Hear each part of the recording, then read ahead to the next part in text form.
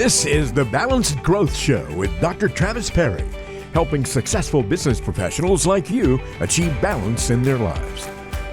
Welcome to another episode of the Balanced Growth Show. I'm your host, Dr. Travis Perry. Today, we have a special guest, Mr. Jason Hewlett. He is a leadership expert, author, and speaker Hall of Famer. He's delivered thousands of presentations around the world, performed in every major casino in Las Vegas, inspired the troops in wartime Afghanistan, and he's the author of The Promise to the One. This is a fantastic book, by the way. He wrote the Facebook post that's been read around the world. I saw my wife at Target today, which has been seen by more than 100 million people. His talk, his discussion today on the podcast will help us embrace the promises we make to those we serve, our peers we work with, and to ourselves. Welcome, Jason, to the virtual stage of the Balanced Growth Show. I love it. What a great job reading that intro, man. Well done. Yeah. You know, I'm sorry, as I was reading it, I'm in your book and I'm in the helicopter in Afghanistan. And, you know, I've been following you for a while, and we've talked about this in the pre-show, but I've seen you my very first time there at a chamber event, listened to your awesome presentation, and it was hilarious and fun and entertaining, inspiring. I had no idea. After I read your book, I was like, oh my goodness, you did these things. Like, this is phenomenal. Like, seeing the story behind who Jason Hewlett is has been absolutely inspiring. And there's so many levels in which you and I really relate, and balance in life and promises and goals, etc. So I'm just excited to have you on the show, but let's let you tell the story. How did you become leadership expert, author, and speaker Hall of Famer? Well, first of all, thank you for reading the book, because, you know, a lot of people see me perform or speak and they just go, oh, that was awesome. And then they leave and we never connect again. However, somebody of your level of not only self-improvement, but willingness to look into the past of someone and read the book really makes a difference. So I appreciate that. I've done many podcasts where the person interviewing me had no idea I had a book. So I appreciate that very much. And I appreciate your book. So hopefully we'll talk more about it. In terms of how did I become a leadership expert, speaker, entertainer, all of these things? I started my career after I served a mission for my church. I was 21 years old, came home from Brazil, where I had been for 2 years. And I realized while I was there that I was unique the world over, because I had to learn a different language. And I had to communicate with people through a language I barely could speak, but I could do things with my face. I could do things with my voice. And eventually I was able to help people to understand more of their purpose. And what was cool about that is, upon returning from that opportunity, I realized I can kind of do anything. I could go to college. I had a couple full ride scholarships to college opportunities that I wrote about in the book. And I also just thought, you know, maybe this is the chance to live a dream. Maybe this is the best place to start. I haven't really got, a set plan yet. And my real dream was that I wanted to be a performer on stage. I wanted to make people laugh. And so I went to Las Vegas and I became a performer. I tried out for a show called Legends in Concert. For your listeners and viewers, that's a show of impersonators, which are also called tribute artists. And I tried out as two characters. First was Ricky Martin. The other was Elton John.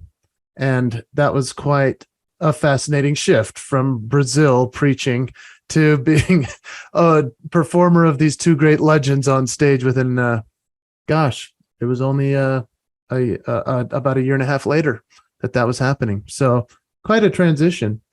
And eventually I had a great job there. Eventually I left that job, even though it was the pinnacle of the career for many as an impersonator. I put together a show of about 100 impressions, music, comedy, things where I would jump from voice to voice, like the Chipmunks, Christmas, Christmas time is near, to Louis Armstrong, when I think to myself, what a wonderful world. And then I'd jump down piano and play, Elton John. I remember when a rock was young, me and Susie had so much fun. La, la, la, la.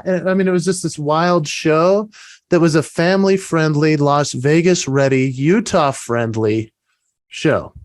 And I became known as this ringer for corporate events and corporations that needed somebody to come in and entertain their people with their spouses or their families. I became that guy. And it's really turned into a neat thing because through the years, I've transitioned a couple of times due to physical challenges or hurting my voice, other things that I had to go through, to where I finally found the balance that I really wanted, which I became a keynote speaker because I had leaders listening to me as a showman saying, "You're teaching leadership principles within that." And I'd say, I'm trying to share something inspiring as well as be entertaining. And they said, "Yeah, you should come and teach us what you're doing." So I put together a speech called Signature Moves. Eventually it's become The Promise. And that's my way of achieving balance. Love it. Love it. No, and I'm there. I'm dancing with you. Elton John, I can see your costume that you used to wear and sitting by the keyboard. It was fun. It was very entertaining. And I always try to look for the pattern. I look for the underlying meaning, and I could see it. And I was inspired many times. And so I love that you were that ringer. And we all start someplace, right? A lot of financial advisors, we talk where they started and how they got to where they're at, and no difference. But finding balance throughout your book, I saw that as an underlying theme, like throughout. In fact, you made some great transitions, some huge transitions when, quite honestly, I don't know. I really don't know what the percentage of the world would have made that kind of a decision when a dream was on the line. Tell us about that. Tell us about that transition, that moment when you gave up that dream that you thought was your dream to have better balance. Yeah. So there's a guy I was patterning my show after called Danny Gans. He had signed a $150 million contract in Vegas in the 90s. And he was a casino performer. He was incredible. He could do a million voices. He kept it pretty clean. So I was sitting across the table from the casino owner that brought Danny Gans to Las Vegas. And he's offering me the opportunity of a lifetime and the thing that I had been working towards and wanting. And the challenge is that in 2004, when I was 25, the theme in Vegas had just become what happens in Vegas stays in Vegas. And that did not align with my promise to myself, which was to do family-friendly entertainment and to have it be something that everybody would enjoy together, never questioning what they saw, and me not changing my morals or my character in order to do something that I felt I didn't want to do. And so I remember my wife and I made that decision to walk away from a real great opportunity that would have changed our lives for sure and the trajectory of it all. And we instead put together the show of music, comedy, impressions, and took it to the corporate world. And that's been something that I'm so grateful for, all of these corporations that have hired me because they saw that they wanted something of balance, of integrity, of moral value, and so forth. And so obviously I'm not preaching in this show. I'm just simply doing something that families can enjoy together. And that's a greater promise to me than all the money in the world. And so that was a big time shift in where we thought we were going and where we've ended up. But I'm so grateful we made that decision because it's made all the difference in the balance of our lives. And at the time, Travis, to be candid, I didn't realize that was a big decision. I just thought it was just normal. That, well, yeah, of course, why would I do this? And I left Vegas and I pretty much forgot about that story. And I just went ahead and worked and tried to put together my career. It wasn't until about a decade later that a speaking coach, when I was putting my speech together, said, "Why does it matter so much to you to have everything be so spot clean in your act?" And I said, "Well, this is what I did in Vegas." And she lost her mind. She was like, "I have never heard a story like this." And I said, "It's just what happened. I've never, shared it with anyone other than people close to me." She said, "That needs to be the staple story of your life." I mean, it was insane to her. And so I've now, shared it, but really to me, it's not that big of a deal because it was just, they wanted to mold and send me to a different direction and they were going to manage my career and life from there. And I just said, "Oh, I need to go a different direction. And so here we are. I'm grateful I went this path. Yeah. And I get that reading your book, and because I never knew that story. I knew you as the ringer. I saw you coming in from the corporate events several times. Like, this guy's awesome. He's entertaining. He's going to go places and he's doing great things. How come I've never seen him? And then reading your book and hearing the backstory, I'm like, you've got to be kidding me.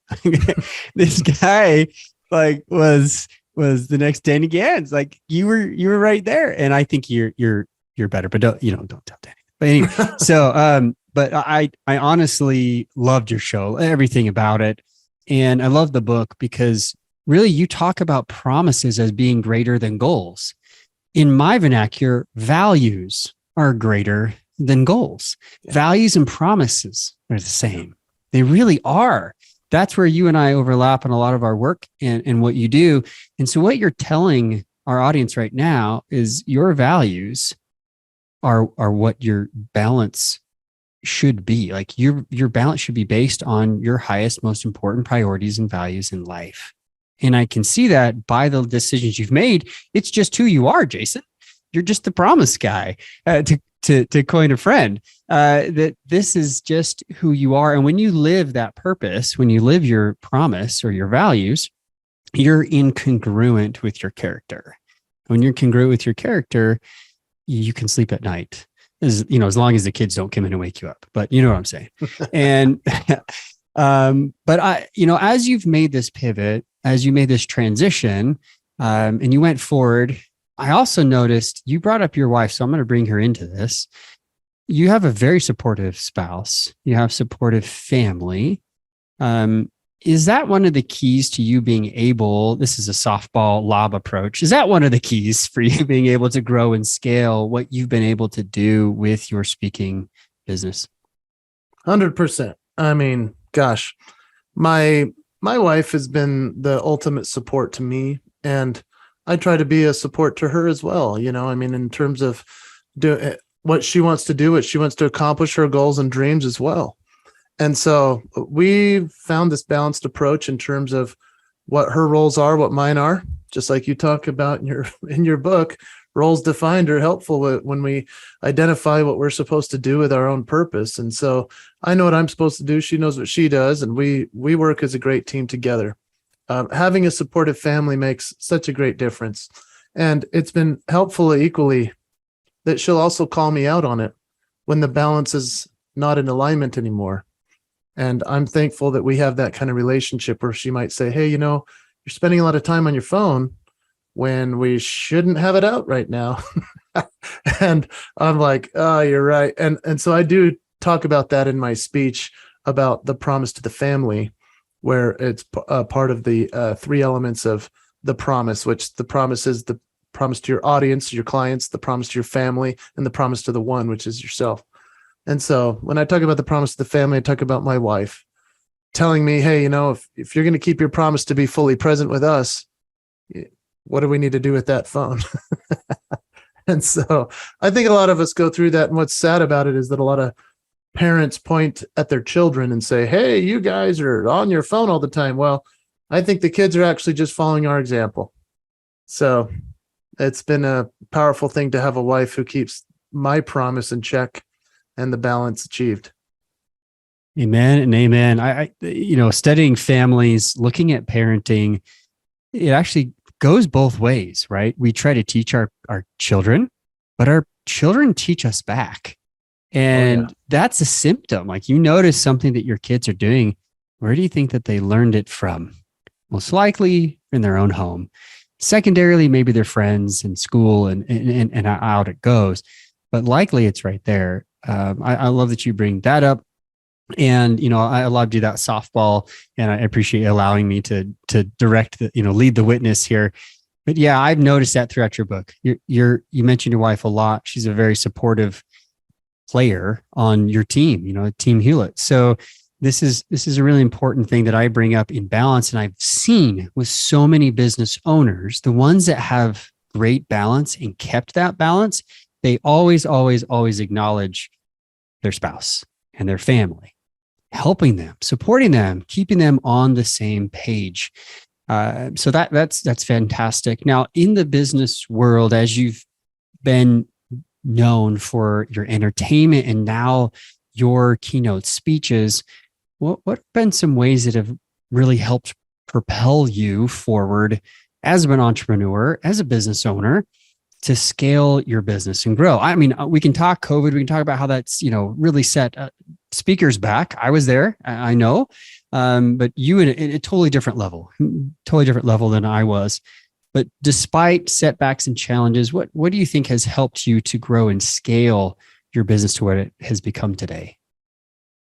I mean, obviously COVID was crazy and we got through that, but it all comes back to relationships and keeping promises, I believe, honestly.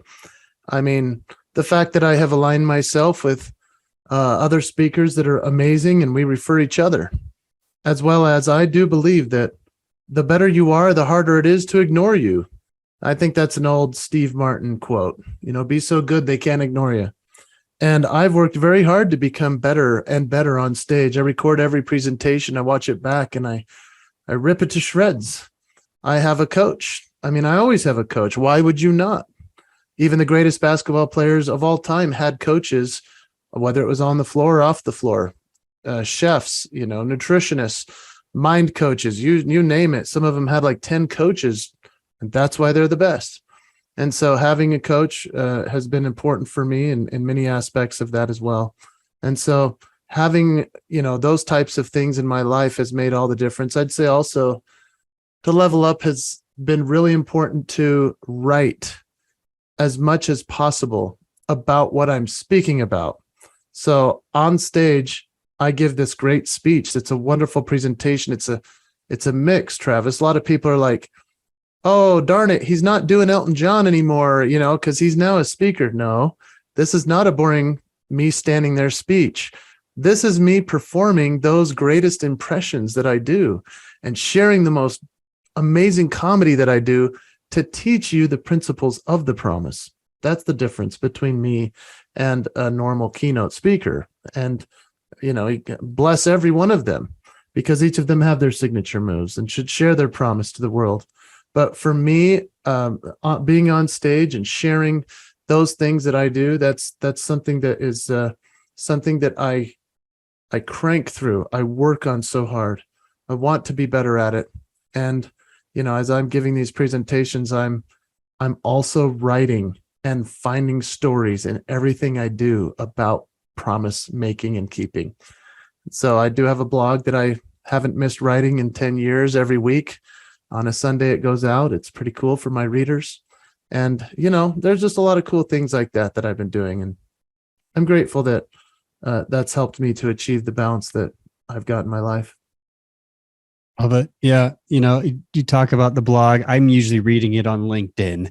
I'm a very faithful LinkedIn reader and follower of Jason's. And he knows I short of stalking him and reply and tag and share because I just love his stuff. Probably because he's echoing a lot of the same principles in a different way. And I love the concept of signature move.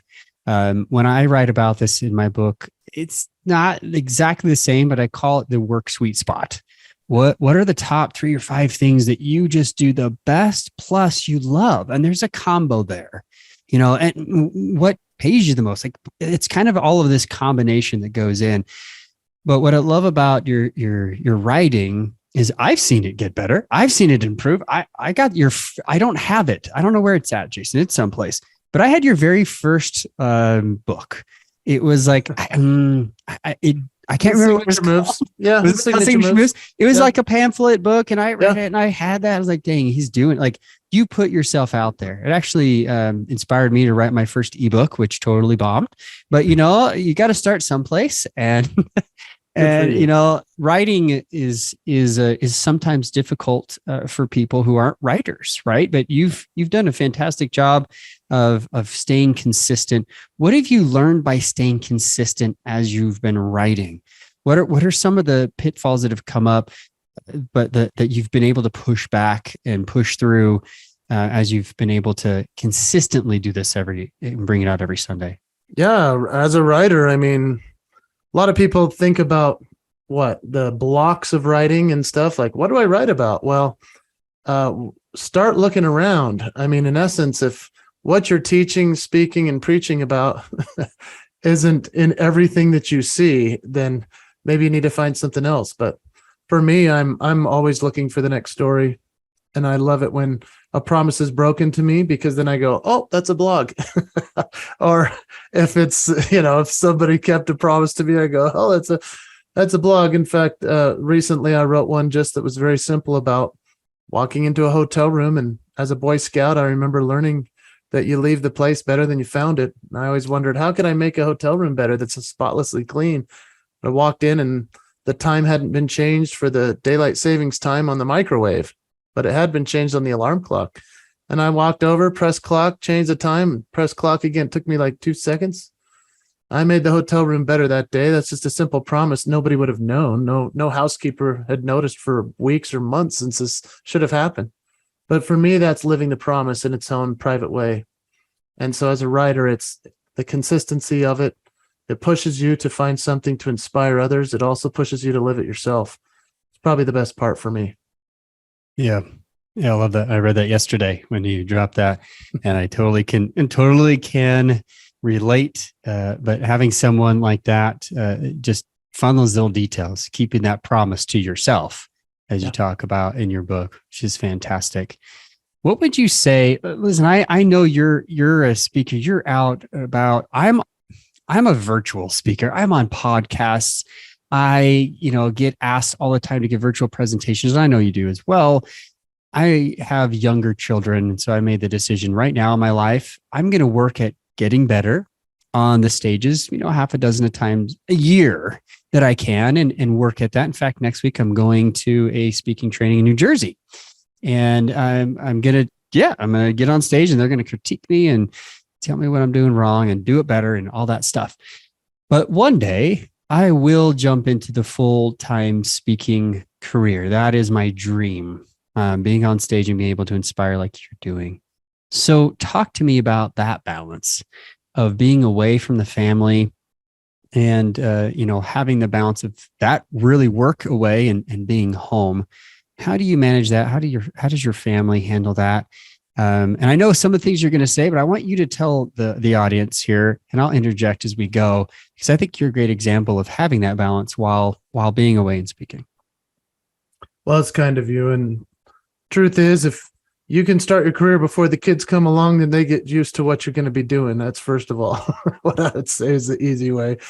But candidly, you can be gone 200 dates a year, and that can really ruin things. And I was at the beginning. I was doing 200 dates. We had 4 kids in 5 years. And that's when I share in the book some stories where the kids hardly felt like they knew me or could talk to me. And I was upset whenever I saw them acting like they were acting as little children. And so my wife really helped me align that ship. And we decided, okay, I'm going to take my kids on a daddy one-on-one. I'm going to take them with me on these trips. I'm going to do, things with them whenever I can. But also we're going to have our little points of connection when I'm on the road. So I'm literally on the road about 50 to 70 days a year now, instead of the 200 I was. They still know I'm going to leave. We have now our little traditions or rituals when I leave, family prayer. We talk to each other. I'm always available for them, whether it's text, phone call, whatever. But now my kids are older. They have Instagram and stuff that's crazy to me, but they have it. And so I send each child their preference of what's funny or what connects us. And that's a cool thing in those private, conversations with them, through a meme, through a funny video, through something that I say, hey, this reminds me of you, through something that with our religion and our faith that I say, hey, this is something I think you ought to read. And we go back and forth. We have a really cool relationship that way. We have a group family text that we're back and forth sharing funny things, spiritual things, powerful insights, stories that have happened. So the balance is achieved in that sense. I hope that it's as good as I feel it is. But when I have pinned them down and asked them, how do you feel about this? They never have a way to tell me we need to do it differently. And that's been a lot of years in the making of being consistent. Oh, well said. Well said. Jason and I only live like an hour and a half for each other. He's a Utah boy. I grew up in SoCal. I now live in Utah. Jason, I don't know. Did you grow up here? Were you a Utah grown? I grew up in Park City, Utah. So I sort of did grow up out of state, if you will. For those that know Park City, it's not necessarily just like all of Utah. Right. Culturally. Yes. It's more like California. And Absolutely is. So we've got that connection. But, if anything, just, we don't live far from each other. I was on a daddy date. This is where Jason and I absolutely overlap, connect, and relate. Once a month, I try to take, people ask me, what do you do with your 7 children? Oh my goodness. Do you even have time? You're the balance guy. How do you do it? And like, well, one of the things I do with a large family is we take time one-on-one to do whatever they want to do. And that day, my son was like, Dad, I want to go to the fun center. And the fun center is a hole in the wall. Like, this is not, sorry, fun center. It's true. But it's like the worst, scrappiest bowling alley and like laser tag that was going out. Like, they have totally redone it and they're getting better. I mean, over the years. Axe throwing. There was axe throwing. There's axe throwing. But most of the arcade games are like, half of them are broken or whatever. I'm like, kid, if that's where you want to go, like, sweet. That's a cheap one for me. Right. I'm like, let's go. Let's make a day of it. And we show up and, I see Jason on my feed all the time. And there he is with his son. And I was like, what are you doing? Jason, what's going on? How are you? And, he was so good. And, Jason, you were so good because you're like, hey, what's up, Travis? You're my, my LinkedIn buddy. I'm here giving a speech. This is my son. We made quick intros and like, hey, I've got to go. And you went and spent time with your son. And, that to me, I was like, that guy's living the promise right there. And, we could have hobnobbed, we could have chatted, and I'm like, I'm getting him on the podcast. That was the day I'm like, I don't care what I've got to do. This is a man of his own word, caught red-handed, like in action. And, it was actually because of you a long time ago. I was starting to speak in 2019. I was getting on the road a bunch. I spoke, a couple dozen times across the country and even across the pond before the whole 2020 business came. And you had a post out there, take them with you. And I was like, dang, why did I never think of that? So from that point on, I started taking either my wife or one of my children with me on every speaking assignment that I was able to get.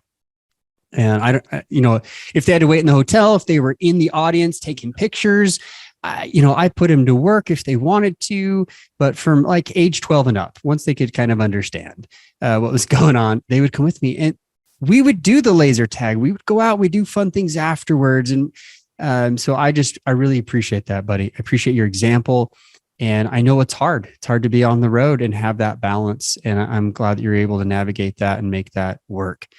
What do you see as kind of transition here? What do you see as some of the biggest issues that other business owners, entrepreneurs face? You've trained for a lot of them. You've trained a lot of corporate, business owners out there. What are some of the biggest issues that they face when it comes to growing their business and keeping their balance? Well, first of all, thank you for sharing that story. It was a delight to see you with your child, and I thought, what a cool guy. He's out there living the dream. And it was fun to say hello. And I would say the business owners that I work with, and I get to mentor and coach as well, a majority of them are a bit scattered in their priorities. And of course, they're, just trying to make it. I get it. But to some point, you need to realize that you're trying to provide as a steward for your family. You're trying to provide as a steward to your business. But then there's this other level of, ego goal attainment. And I get that you want to do something great with your life and your business legacy, but at what cost? And so often it comes down to being the workaholic and being somebody who's always at the office. And if not at the office at home.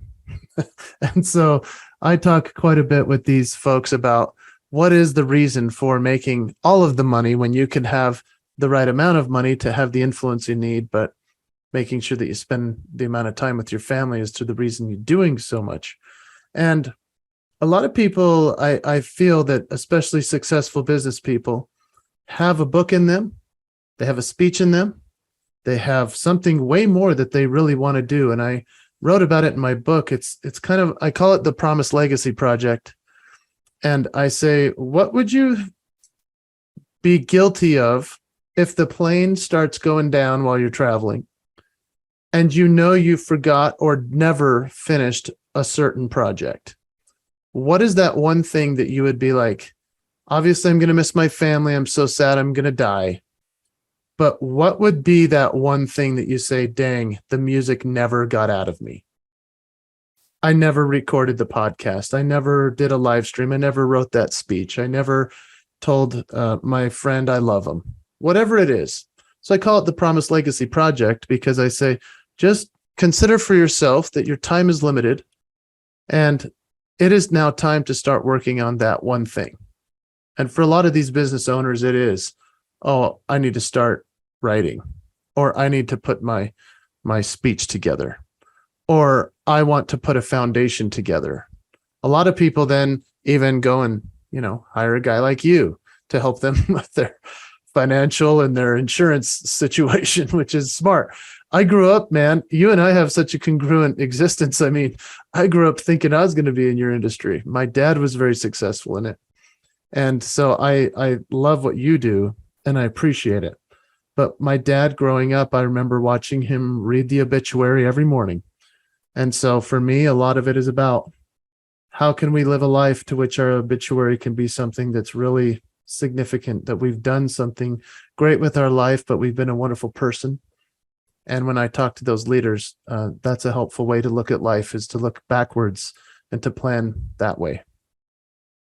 Literally, when I was reading your book, I'm at Planet Fitness, the only, well, okay, there's other gyms in Cache Routing. I call it Planet Fatness as a joke. Right. We're literally right now, our family made the decision to do a home gym again. We had one in Texas before we moved here, and then we just kind of lazied into Planet Fitness. But anyway, I'm sitting there like doing the incline press, and I'm listening to this part of the book about your promised legacy, and like, dang, Jason and I, again, same type of ideas of helping people work backwards. Think about the obituary and the mini obituary exercise and everything that I talk about in the book, because that actually brought me out of the financial industry itself. That experience with my father led me to say, hey, there's something more that I need to do. Financial planning is great, but I really want to help people in all these areas of life. And so I started down that path. So I can relate with that. Absolutely relate with that. And I know now the importance of writing books. In fact, we help business owners write a book. We help them market it. We help them scale their business with a book here at the Make Time Institute, because I've seen it change my life so much. I appreciate I didn't know you did that, dude. That's amazing. And let me tell you, I was at the gym as well when I read your mini obituary piece, and I about fell off the recliner bike or whatever I sit on. And I was like, how can we be so aligned with what we're talking about? But it's because they're true principles. Yeah. It's because if you have lived life and you have watched other people either succeed or suffer, it all comes back to the same things. It is about achieving balance. It is about making and keeping great promises. And that's what I loved about your story about your dad. Wow, what a powerful thing. You said he was 49. What a whopping life. 49. I'm 43. I'm looking at, I look at the clock. Yeah. And I go, gee, I got 6 years and I'll be as old as my dad was. That blows me away because I was 26 when it all went down. I feel like it was yesterday. Time is a funny, funny thing. Well, you have certainly, if anyone hasn't mentioned it yet, you have certainly lived the promise. And I can guarantee you, your dad is looking at you and saying, what a great young man that has turned into a real man. I mean, you are living a legacy that you are standing on his shoulders. It's a beautiful thing. So well done. Thanks, brother. Really appreciate that. And Touche, but right back at you. As I know your relationship with your dad, and you talk about that in the book a lot, and it's a very interesting. We could spend a whole hour just talking about our dads. I know we could, and there are things that come out, but I think we're products of that. We're products of their relationship with us, and being the kind of man, the promise to our family that we want to be to our spouse and to our kids. So I really appreciate you having you on the show, helping us see that it's very, very possible to have balance and grow your business and just live a life that is purposeful, keeping that promise to everyone, to God, our families, ourselves. And thank you once again for being here. And last things you would like to throw to the audience here that have been flies on the wall listening to our stories back and forth. Gosh, thanks for the kind words, and I'm honored to be here. If I could just throw this at your audience, I'd say to anyone listening or watching that's wondering, how can I become better at making and keeping the right promises in my life? Because if you make everything into a promise, it becomes almost watered down.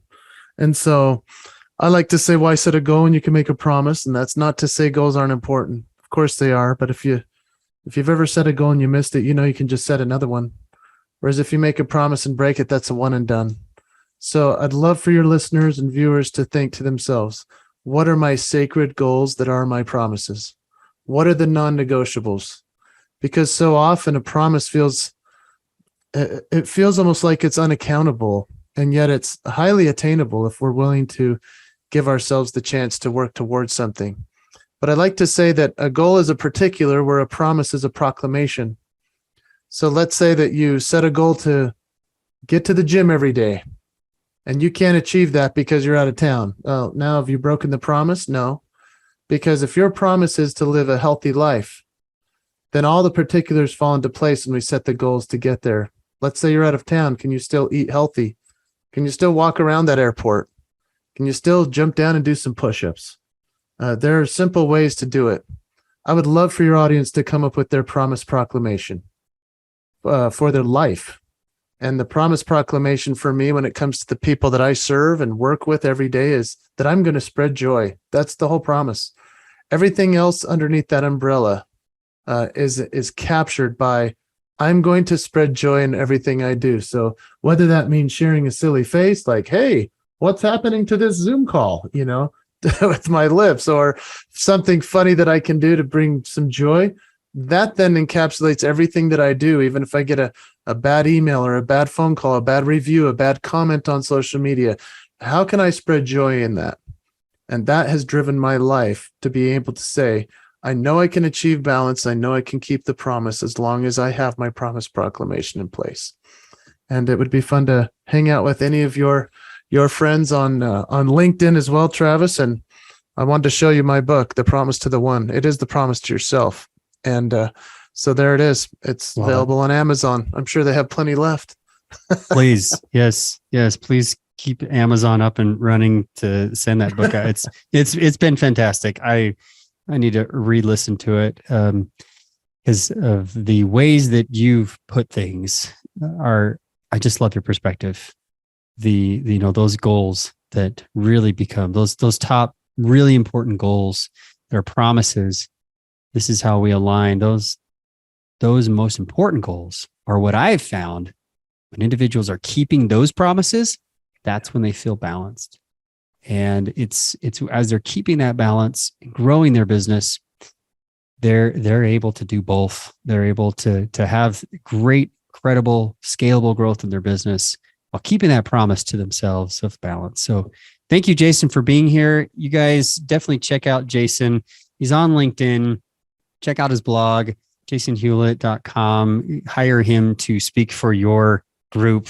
Whatever you're doing, you are not going to be disappointed. This man is a consummate professional. He is one of the best I've ever seen on stage. Period. End of story. Exclamation point. And I'll forever be in his shadows there. And I appreciate, again, Jason, being on the show with us. Thank you for sharing. Thanks for having me. And remember, do the raptor with me, Travis. Here we go. I can't do that high pitch, but you're great. All right, guys. If you've loved this, I hope you watch this on the YouTube. You know what? You have to see Jason's faces and the raptor at the end. But thank you for being here.